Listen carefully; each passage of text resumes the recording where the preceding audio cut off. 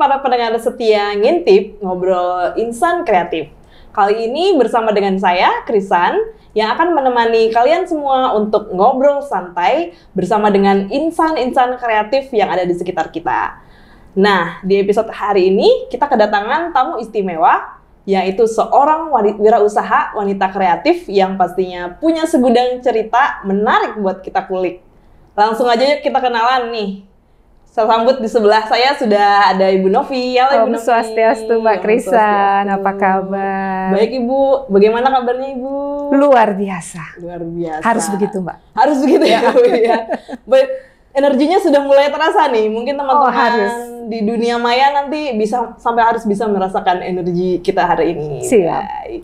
Mungkin bisa mulai perkenalan Ibu ya. Kita perkenalan singkat mengenai Ibu Novi, lalu juga latar belakang usahanya seperti apa. Persilakan Ibu. Baik, sekali lagi terima kasih sudah mengundang saya ke sini. Perkenalkan, nama saya Novita. Saya founder dari Namaste 21 Handmade. Sebuah brand fashion etnik Mbak, yang lahirnya di tengah-tengah pandemik. COVID-19 kemarin, tepatnya 2020 ya, masih ingat kan ya? Masih ingat. Saat itu saya terpaksa berhenti bekerja ya karena COVID-19. Lalu kemudian di tengah-tengah kesulitan tentunya kita berpikir bagaimana bisa tetap bertahan hidup. Secara tidak sengaja, sesuai dengan kebutuhan saat itu, semua masyarakat kita membutuhkan masker, dan dibekali oleh kemampuan yang sedikit-sedikit menjahit karena memang hobi. Lalu kemudian saya mencoba untuk membuat masker. Awalnya sih dari pakaian-pakaian bekas Mbak, karena kan keuangan sulit tuh waktu itu. Covid ya. Jadi pakaian-pakaian saya yang memang notabene nggak keluar dan nggak dipakai, itu saya pakai jadi bikin masker. Ternyata berkembang. Nah kemudian seiring berjalannya waktu, usaha ini yang akhirnya saya rintis hingga sekarang, itu berkembang menjadi lini produk tas etnik ramah lingkungan, sampai kepada outfit dengan konsep zero waste seperti yang saya pakai ini. Jadi ini semua zero waste ini Bu? Iya, benar-benar zero waste. Jadi materialnya ini perca endek. Ingat tadi awalnya dari kain-kain bekas dan juga perca-perca. Nah, perca endek ini bagaimana supaya bentuknya jadi menarik dan tetap mempunyai nilai ekonomis yang bagus. Kemudian sisa dari potongan ini jadi seperti ini, penutup kepala. Lalu kemudian ada lagi Mbak, sisanya jadi seperti ini. Wow, ini bagaimana jadi ini sebenarnya tas sampah Mbak, tapi tetap punya nilai ekonomis tuh, masih bisa dijual. Nah, begini nih. Wow, ya teman-teman, unyu-unyu, keren banget, lucu banget. Jadi benar-benar outfit yang konsepnya zero waste. Oke, luar biasa ya Bu ya. Jadi benar-benar dari COVID-19 bisa punya dapat ide seperti ini.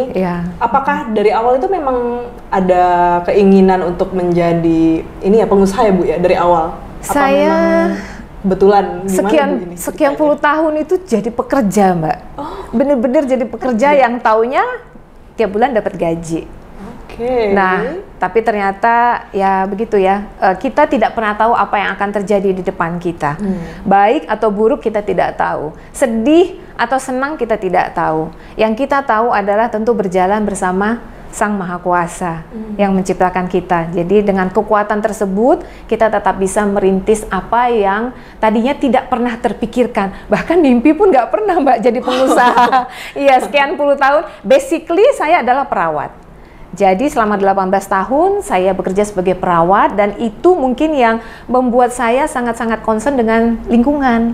Karena kami diajarkan dalam tubuh yang sehat harus ada lingkungan yang juga sehat. Lingkungan yang kotor yang tentu akan membuat tubuh kita juga tidak sehat. Nah, sehingga sampah yang notabene memang sudah menjadi masalah utama dimanapun ya, global, itu menjadi juga concern-nya kami di usaha kami. Ingat waktu COVID-19 tidak ada pegawai yang membersihkan Bali, dan Bali benar-benar terpuruk ketika itu. Dan itulah yang men-trigger saya akhirnya. Saya berdoa waktu itu di Pantai Kuta, kalau memang saya akhirnya harus berada di dunia usaha jahit-menjahit ini, izinkan saya memiliki kontribusi kepada bumi meski sedikit saja. Nah, dari situ Mbak, akhirnya kami mulai olah perca. Tentunya belum sebagus sekarang. Dari hal-hal yang sangat-sangat sederhana banget, ciptakan hal-hal yang memang sangat-sangat simple, souvenir-souvenir simple, sampai akhirnya bisa seperti ini. Siapa yang tahu ini adalah dari perca? Yes. Nggak ada yang tahu. Nggak kelihatan Bu. Iya. Karena ini teknik-tekniknya juga ada banget di sini Bu ya.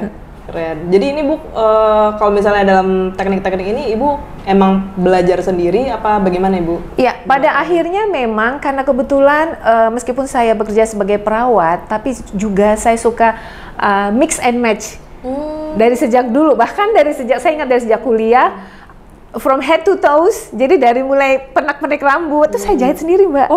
Bajunya mungkin saya masih belum bisa jahit waktu kuliah ya. Tapi saya desain sendiri. Saya desain, kemudian saya ke tukang jahit, dibuatkan. Kain-kainnya saya kumpulin, itu dari kuliah loh Mbak, berapa puluh tahun yang lalu. Kain-kain sisanya saya kumpulin, terus saya bikinin jepitan rambut, pita-pita, macem-macem. Nah, dari sana mungkin akhirnya bekal tersebut membuat saya tidak pernah berhenti untuk mengeksplor. Nah, ini tuh namanya teknik slashing. You slash the percanya. Jadi di slash, jadi seperti bentuknya seperti ini. Nah, kembali ke pertanyaan tadi, apakah belajar? Ya tentu kita belajar. Belajar artinya sekarang ini everything is in your hand. Just click up, you will find it out. So it's very easy. Jadi kalau memang kita pengen sesuatu yang lain daripada yang lain, bisa sangat mudah sekali. Tinggal buka internet, semuanya ada. Semua bisa tinggal pelajarin di YouTube. Gitu jadi nggak harus copy paste. Betul. Sebuah brand tentu dia harus punya punya keunikan sendiri, punya ciri khas sendiri, punya signature sendiri. Nah, bagaimana cara membangunnya? Tentu kita harus terus belajar. Ketika tanya waktu saya ciptakan brand ini di 2020, tentu ini semua belum ada. Tapi berjalan dengan waktu, kemudian saya juga belajar bagaimana manajemen bisnis, bahwa itu nggak boleh stuck. Apalagi kita bicara tentang fashion, harus ngikutin tren juga, harus sesuaikan juga dengan keinginan masyarakat. Nah, itu membuat kita it's a challenge, membuat kita tertantang untuk apalagi nih ya. Dan mohon maaf, saya kayaknya kalau pergi kemana-mana jadi pemerhati Mbak. Bahkan kalau di jalan saya suka pepetin orang yang lagi pakai tas, yang lagi pakai fashion apapun. Penasaran ya Bu ya? Kepo, norak sih ya. Tapi kadang-kadang ya saya merasa ya mungkin beginilah cara saya belajar. Dengan melihat, ih bagus tuh kalau diginiin. Nah, lalu kembangkan, ide-idenya kembangkan. Dan di kepala saya ada 1001 macam ide yang akan dituangkan. Berarti memang udah passion juga Bu ya? Akhirnya ke sana. Ya, berjalan dengan waktu ke sana. Tentu itu semua kita percaya dari atas ya yang membekali kita. Betul. Terus mungkin bisa di-share juga nih pengalaman, pasti ada suka dukanya Bu ya selama jadi pengusaha nih, apalagi tadi dari COVID, terus banting setir dari perawat, terus jadi membuat pernak-pernik seperti ini. Kira-kira boleh di-share nggak Bu ini suka duka momen-momen selama jadi wirausaha seperti ini? Saya yakin dan percaya sebuah bisnis yang berkembang, ya, yang sukses, itu nggak luput dari yang namanya falling down for a moment. Ya, tetapi tentu kembali kepada diri kita sendiri, mau kemana kita bawa. Kalau ditanya pernah nggak? Ya pernah banget Mbak, bahkan sampai saat ini juga pasti up and down seperti roller coaster itu tetap berlangsung. Tetapi ingat, kalau sebuah roller coaster itu tidak berputar, berarti bisnis nggak jalan. Betul. Jadi roller coaster itu kadang di atas, kadang di bawah. Nah, bisnis juga begitu. Kadang kala kita di atas, kadang kala kita bawah. Contoh hal sederhana, kalau ditanya pernah nggak sih saya merasa down?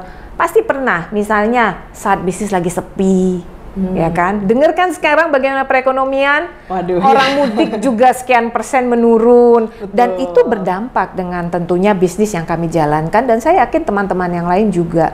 Nah, itu adalah saat-saat kita merasa bahwa, kok gini ya, tetapi kita nggak sendiri, itu perlunya circle, itu perlunya komunitas.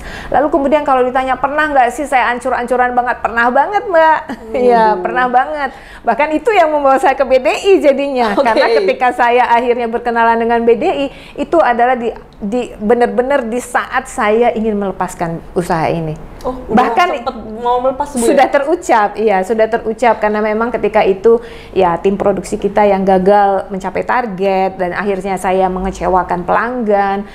Bisnis seperti ini tentu partnernya, mitra kerjanya tentu pelanggan, ya kan? Ketika kita mengecewakan pelanggan, tentu itu adalah ambang daripada pertahanan kita itu benar-benar diuji. Dan saat itu memang masalahnya besar sekali, dan saya sudah ngomong ke circle saya yang memang cuman beberapa orang ini sesama pelaku bisnis. Saya bilang, kayaknya jodoh saya bukan di sini deh.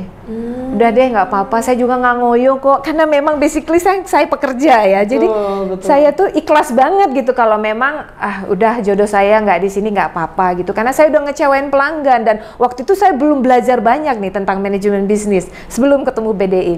Saya bilang nggak apa-apa, saya lepas. Ya mungkin stok-stok yang sudah ada tinggal mungkin dihibahkan atau siapa yang mau diobral gitu. Sudah sampai ke sana.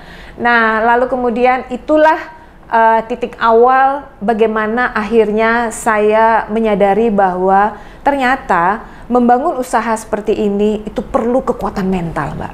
Dan kekuatan mental itu kita nggak bisa sendiri. Ada orang lain di sekitar kita, baik itu circle-circle-nya kita, awal dari keluarga ya, keluarga kita, kemudian circle-nya kita, lalu kemudian institusi-institusi pemerintah dan siapapun mitra kerja kita, itu akan membantu membangun usaha kita itu untuk bisa tetap sustain.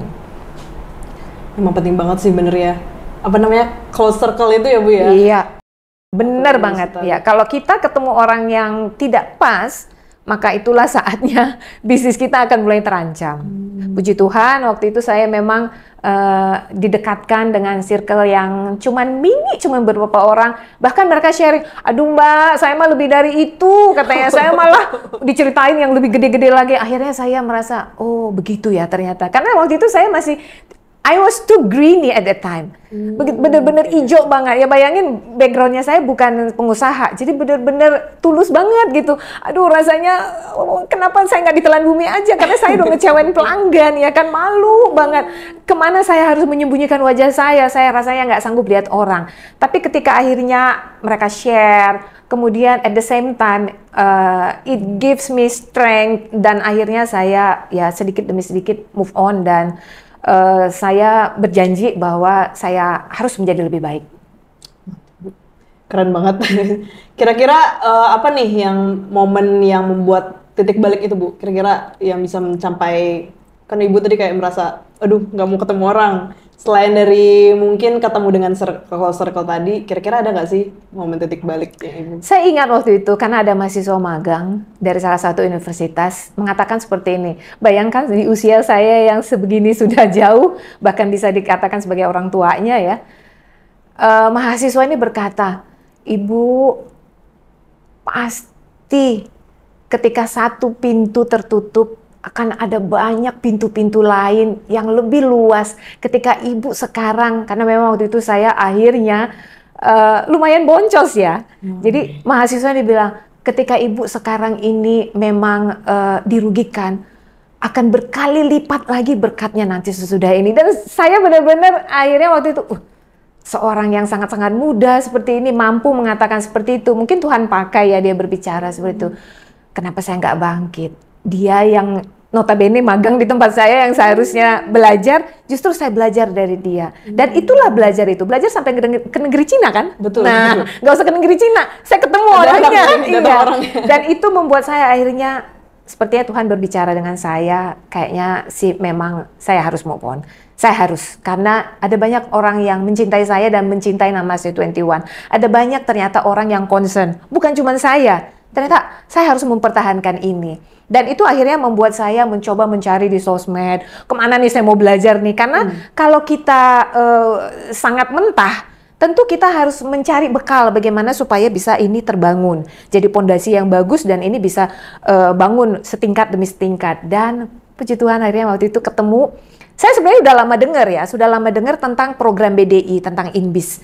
Nah, cuman saya agak berkecil hati karena saya pikir, layakkah saya ada di sana? Usaha saya yang masih belum bisa kehitung seperti ini. Bahkan saya punya masalah besar gitu. Jadi dengan setengah malu yang diumpetin, saya mencoba untuk menyusun persyaratan yang diminta. Saya buat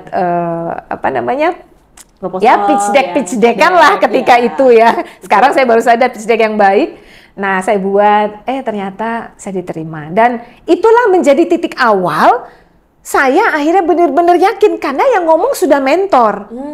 Sudah mentor kan? Ya, kalau tadi kan masih circle-circle-nya saya. Kalau ini mentor, Mbak. Mentor kan pakar. Betul. Pakarnya dong, ya kan? Mentornya yang bicara. Dan mentor tersebut benar-benar meyakinkan saya. I am in the right track. Saya benar-benar di jalur yang benar nih sekarang. Jadi menambah kepercayaan diri saya. Oh, bisnis yang saya bangun nih yang tadinya cuma kaleng-kaleng, saya pikir ya, ini ternyata benar. Ini benar nih ternyata. Dan selain itu ya tentu kita dibekalin dengan berbagai macam hal ya, sampai pengetahuan tentang manajemen bisnis, keuangan, HPP segala macam, sampai ekspor import juga. Dan itu semua membuat akhirnya kita punya arah. Dan pelan-pelan mental entrepreneur saya terbangun. Nah sekarang kalau dulu nih ya, ini berapa? Mungkin tahu harganya. Itu mahal banget, saya baper Mbak. Jujur saya baper, nggak tahu gimana usahanya, effortnya gimana bikin itu gitu kan. Itu kan saya hitung semua. Udah susah bikinnya. Tapi mentor saya bilang, itu bukan market kamu. No worries. No worries. Dan itu saya buktikan memang. Ketika ketemu marketnya yang bener, tuh nggak pakai nanya. Cuman tinggal ambil 2, 3, udah berapa. Nah, jadi dari sana artinya bahwa memang ternyata berwirausaha itu susah-susah gampang. Dibilang gampang ya nggak gampang juga Mbak, perlu bekal. Dibilang sulit, nggak ada yang sulit Mbak kalau kita memang punya keinginan untuk belajar. Artinya kalau ditanya bisa. Tapi bener tadi itu ya. Inbis, ketika ketemu mentor di Inbis, ketika ketemu sesederhana itu. Langsung. Dan itu titik awal kebangkitan saya. Wah, mungkin boleh di-share Bu, setelah ini menerima mentoring, setelah menerima tadi ilmu-ilmu tadi itu, kira-kira apa nih pencapaian-pencapaian yang sudah didapatkan sama Se21? Boleh dong. Ketika saya berada di sini saja, sesuatu yang menurut saya itu di tahun ini 2023. Ketika itu saya berpikir, aduh kayaknya nggak mungkin deh saya dongkrak omset saya. Waduh, ya. Sempat berpikir. Saya pikir, kayaknya cuma gini-gini doang deh, saya udah praktekin semua. Tapi amazingly, saya masih ingat banget bulannya justru.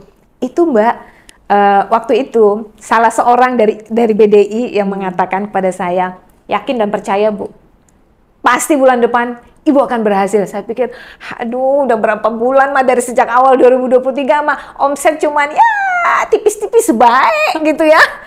Tapi bener, bukan 2 kali lipat. 3 kali lipat lebih. 3 kali lipat lebih? Saya juga berpikir, Bapak ini kayaknya punya mantra kali ya. Bisa melihat ke depan gitu ya? Iya. Gak rugi saya masuk BDI, bener. Omset saya melejit. Dan saya tunjukin. Saya tunjukin bener. Saya bilang, Pak, ini bagaimana bisa ya? Apa saya bilang Bu? Saya bilang kan 2 kali lipat. Enggak 2 kali lipat Pak. 3 kali lipat lebih saya bilang. Tuh kan katanya. Dan akhirnya ketika di sesi terakhir kita harus laporan, saya pitching dan itu saya presentasikan dan grafiknya jomplang banget. Ini benar nih grafiknya, jomplang banget ya. Ya artinya gini, memang kalau ada 2 itu memang 2, tapi ketika lebih dari 2 itu akan menjadi berkali lipat. Ketika kita melakukan sesuatu, mungkin pada awal 1 tambah 1 sama dengan cuma 2. Tetapi ketika lebih daripada 2 itu bukan jadi 4, bukan jadi berkali lipat. Betul ya Bu. Wah, saya mendengarkan Ibu jadi semangat ya. Jadi semangat loh. Apa saya jadi wirausaha juga nih? Sangat termotivasi ya. Bukan orang pertama yang mengatakan itu. Kayaknya saya tertarik jadi wirausaha.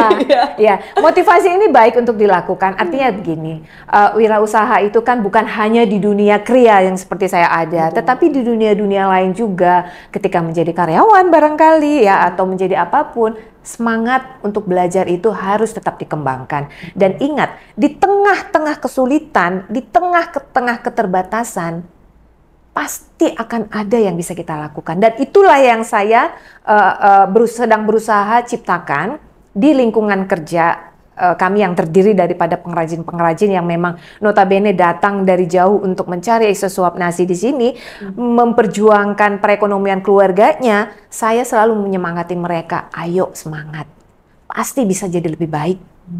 Dan itu menular Mbak, smile itu menular. Seperti senyumnya Mbak Kris sekarang.